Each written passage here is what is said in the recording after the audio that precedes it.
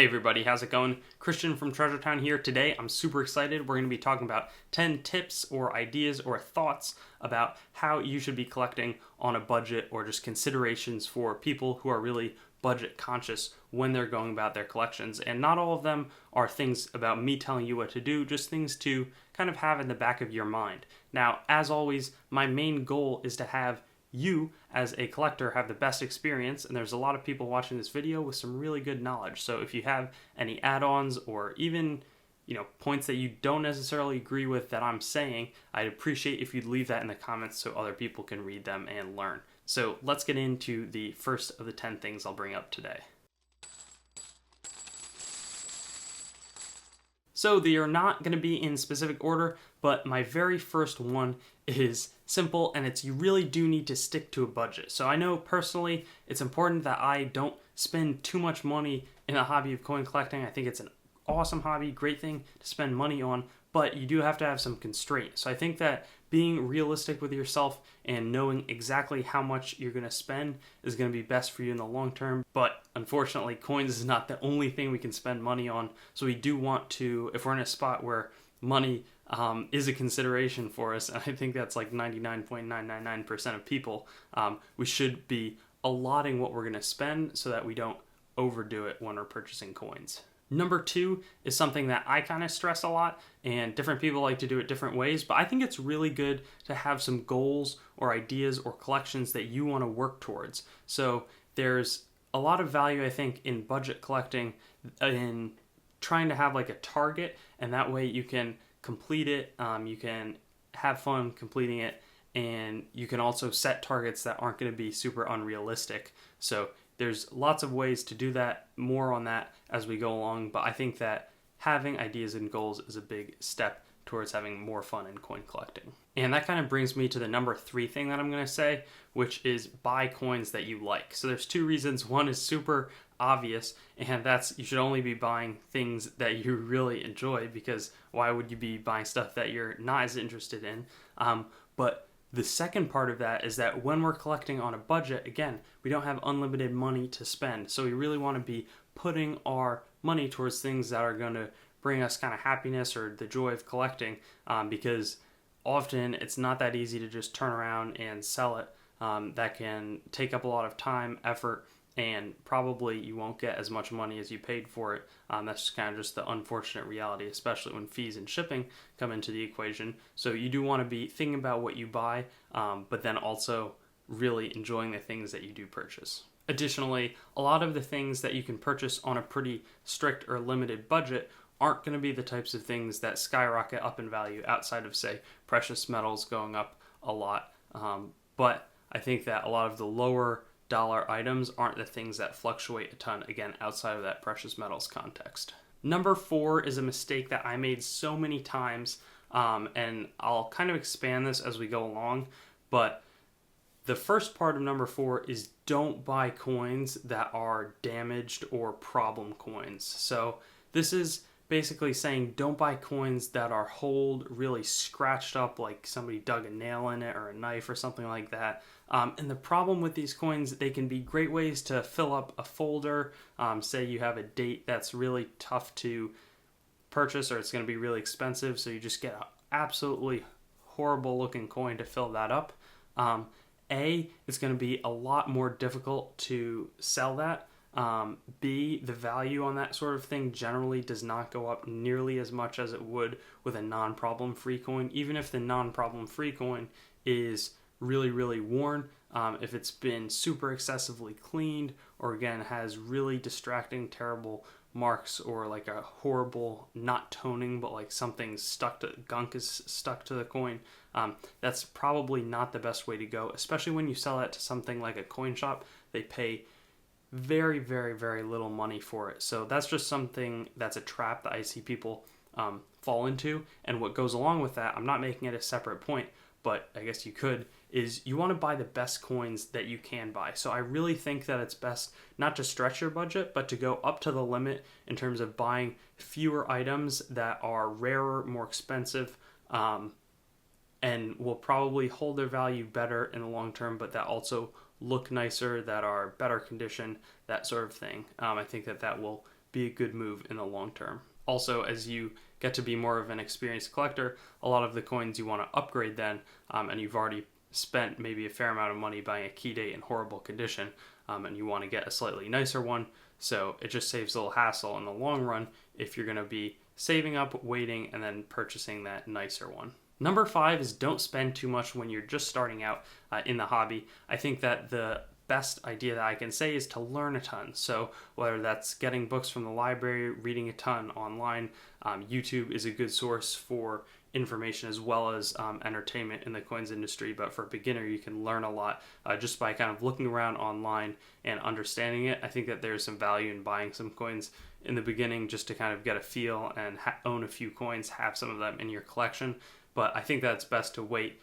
Even as I'm collecting, I'm still holding off a fair amount until I know exactly what I want to collect, because I learn and understand my preferences better and better as I get deeper into the hobby of coin collecting. Number 6 is super simple. Avoid grab bags. They're created for mostly people who are getting into the hobby, want a broad variety, but unfortunately the value is going to be way, way lower than what the actual person is selling. They're profiting. There's a few sellers that do good grab bags, but the vast majority of them are looking to sell to people who don't really know that they've got a really bad deal, and instead they see some cool coins, some nice variety, and kind of go along with it. If even a medium level experienced collector or low level who just understands the pricing of them, they could do much, much better to just purchase the items that they're getting on their own, probably for fractions of the cost of the grab bag. So number 7 is kind of a tricky concept, but I think that this is not necessarily a new collector video. It's maybe a budget collector video, and that's understanding that there's really 3 prices that a coin has, and I'm not even going to get into the precious metals price, but that kind of factors into it, and I'm hoping that this is not too challenging. So if you need some more clarity in the comments, let me know. But the first one is the list price, the second one is the person-to-person selling price, and the third one is the coin shop price. So there's a lot of coins, specifically non-precious metal stuff that's in the low dollar range, where there's a specific like red book, blue book guide as to what the coin's worth, what you can buy one quickly for on the buy it now on eBay maybe, and that's generally going to be the highest price. Now the second one is what people are paying online. So there's things like eBay where people are auctioning off these items. There's also other person-to-person online trading marketplaces, or just in person, what one collector is willing to pay for it from another collector. That's generally going to be a little bit below the eBay buy it now price, for example. And then there's a third one, which is what a coin shop is willing to pay. And I think that there's some stigma. People say, coin shops are ripping people off a ton. But say you have a clad coin that has a value of $10 when I sell it to you as one collector to another collector. But there's no precious metals price, so a dealer can't just put it in a bag with a bunch of them and ship them to a refiner or a precious metals buyer. They're going to have to pay maybe an employee or use a significant amount of time themselves to put it online. They're also going to presumably pay fees for the list price through eBay, in addition to the fact that they're taking on their own risk, and they're going to have to pay some significant shipping costs. So their attractiveness to buying some of these things, say a $10 Buffalo nickel, it's really not going to be worth their time. Even if they're paying somebody minimum wage to go and do that, they're going to hardly make any money, and they want to focus on better things. So that's why if you're buying even with some intent to resell, I'd recommend getting those higher dollar coins, because often percentage wise you can get a much better deal. Say with that $10 coin, the coin shop might literally only pay like 50 cents for it, just because that's the margin that they're going to be having to take, because they're going to have to find a bunch of those coins and then sell them at a steep discount and a lot, and assume all that risk that I was talking about with eBay's plus the fees involved. Now, some of these items have better percentages than others. So if you couldn't tell, precious metal is probably going to be a lot better when you can buy as close to spot as possible, but even something with a numismatic premium like a silver Morgan dollar probably going to be better than your run-of-the-mill Indian head penny, Buffalo nickel, V nickel, even a shield nickel. So there is one flip side of this. That brings us to point number 8, that there's the dealer price, but then often they don't want to, if they get these coins, which they're bound to get when they buy collections, that sort of thing, if you have a good relationship with the people in your local coin shop or coin dealership, you might be able to get some really good deals on these coins. Say you're filling out a folder of all the Buffalo nickels with all the different mint marks. Is it a great idea to do that in circulated condition if you're looking to sell back to a coin shop in the future? Probably not. But if a coin shop has tons of different Buffalo nickels in circulated condition, they're probably going to be more than happy to let you go through them, pick out the ones that you want, and then pay well under what you'd have to pay in an eBay store online buying each individual one. So there's some of these items where you can probably go to a coin shop and get a pretty good deal on the really low dollar stuff. Are you going to make that money back when you sell it? Maybe not without a fair amount of effort, but if you're looking to collect that way, you can often do that. Another place to do this is at a coin show, but I would have a big word of caution. The dealers aren't making too much money off this, dollars. Often somebody coming into their store or the things that they'll do are trading tens, hundreds, and thousands of dollars. So it's pretty fair. I think some people might get upset that I say this, but I think it's fair for coin dealers not to maybe love catering to that sort of person who's in their shop. They're probably going to be nice, presumably you're going to be nice when you do that. But if they're not making too much money and there's potential for them to lose out on other transactions, that especially goes for at a coin show. That's where some hostility that I've seen people complain about might creep up. So a lot of different complicated words and kind of thoughts in that whole process, but I hope that that's kind of a consideration for somebody on a budget if that's how they're approaching collecting, how to think about it in a different way.